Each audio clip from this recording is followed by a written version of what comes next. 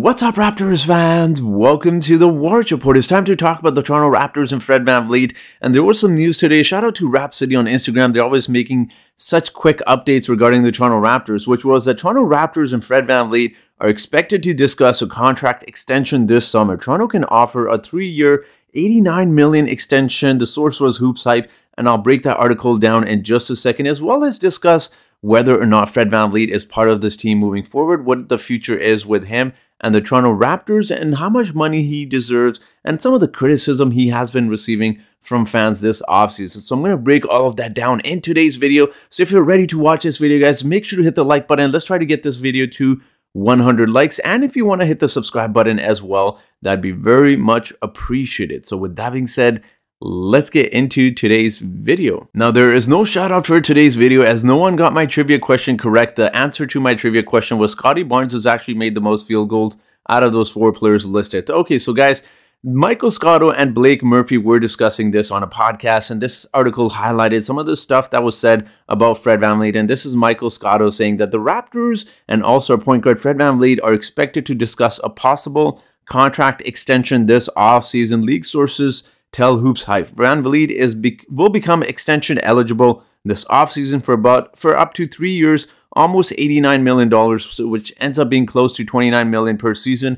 He could also decline his player option for the 2023-2024 season and extend for up to 4 years, $114.2 million, as our Hoops Hype capitalologist Yossi Goslin outlined in his Raptors offseason preview. Now, obviously, people are thinking that is way too much money for Fred Vanvleet. And listen to me, guys, when we talk about how much money he really deserves, we have to highlight the fact that salaries are steadily increasing in the NBA season by season. Take, for example, OG Anunoby. When we first gave him that contract, which he currently is in, a lot of fans thought that that was quite a bit for OG Anunoby, who had at that time yet to prove what he's capable of in the NBA. We knew his defense was good, but his offense has steadily improved as well. And obviously, the contract now looks like an absolute steal given what NBA players are making. But in terms of Fred Vanvleet, about 29, again, he could make up to $29 million. Doesn't necessarily mean he'll get that. But even if he does, let's stop for a second here and think about how much max players and a lot of superstars and star players around the NBA will be making in a couple seasons. 2 seasons from now, it's fair to say that a lot of superstar players, some of them already are, but will be making around $50 million. 55, I believe, 55, 60 is probably going to be some of the money that's going to be thrown around superstars when we talk about some of the money that's being thrown. So realistically, $29 million in today's NBA seems like a lot, but moving forward in the next couple seasons, that's probably going to be about, again, in today's NBA, it's probably going to be about $20 million, $25 million. So he's not really making a lot of money when you compare him to some of what the NBA players will be making in the next couple of seasons. All right, so let's talk about some other stuff as well, because there's been a lot of chatter about Fred Vanvleet, his 6'1" height, whether he's good at defense, whether the Raptors should trade him and acquire and play that whole 6'9" lineup. Now, I think there's this talk amongst fans that Fred Vanvleet isn't a good defensive player. I wanted to bring some of these stats up for you guys. Now, best point guard defensive rating with a minimum of 2,000 minutes played per 82 games, 2022. And if you take a look at where Fred Vanvleet ranks,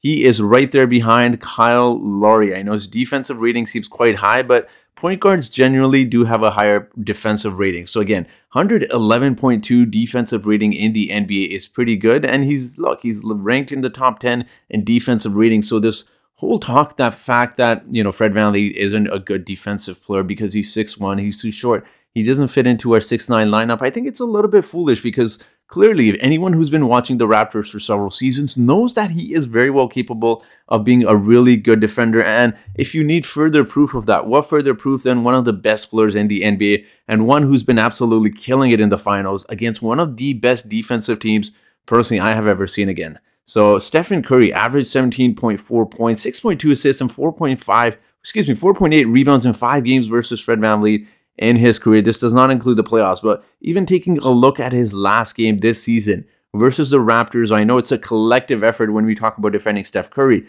but we've seen the job that Fred Vanvleet has done. He held him to 12 points, 8 assists, sure, but Stephen Curry shot 2 of 10 from the field, 20% versus Fred Vanvleet. That's absolutely amazing. So I think it's a little bit silly because we automatically assume if someone's going to be taller, they're going to be a much better defender. I understand that the Raptors are trying to go with this switchable lineup of 6'8", 6'9" guys, but we still need Fred VanVleet for several reasons, and this is one of the reasons. You still need a shorter point guard out there that can run around and keep up with guys like Steph Curry, because let's be honest, 6'9" guys in theory sounds great, but if you had someone like Pascal Siakam guarding Steph Curry, I think Steph Curry blows right by him. He's got that speed, and you need these little guys for that speed as well. All right, now let's talk about his offensive game, because there's been a lot of questions about that as well. And now taking a look at these are all point guards in the NBA. There are only 10 point guards in the entire NBA that are averaging 20 plus points, and Fred VanVleet is one of them. So it's a little bit insane when we talk about potentially moving Fred VanVleet, because you're losing 20 points per game.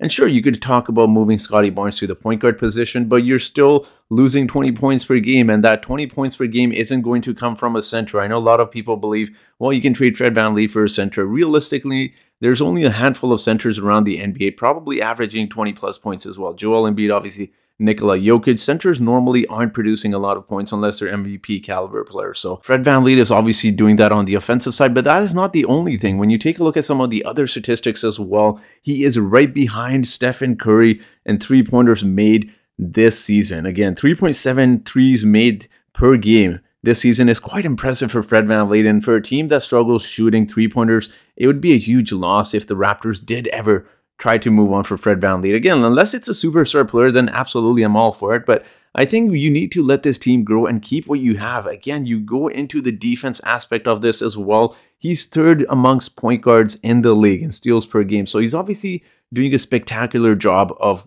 guarding and hitting those threes and getting those steals. And obviously, he's got some areas of improvement he obviously clearly needs. I know at times he is super happy forcing up some shots, but that is part of Fred VanVleet that is going to learn and grow. He is only 27 years old, and this was his first full season as a point guard.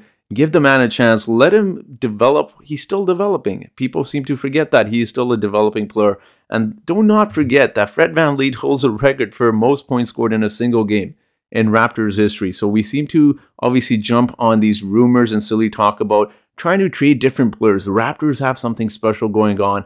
Let them continue and build on this. And when the time comes to trade for a star player, you can include different players in a package and acquire that when Masai Ujiri feels like this team is ready to contend for a championship. But for now, I think it's foolish to talk about trading so-and-so player. We obviously heard that with Pascal Siakam last season. We're hearing OG Anunoby just because some silly rumors threw that out there. Now, of course, we've been hearing Fred VanVleet's name the entire offseason that he's too short, he can't defend, but he brings a lot of valuable assets to the Raptors, that identity of bet on yourself, of what the Raptors truly are.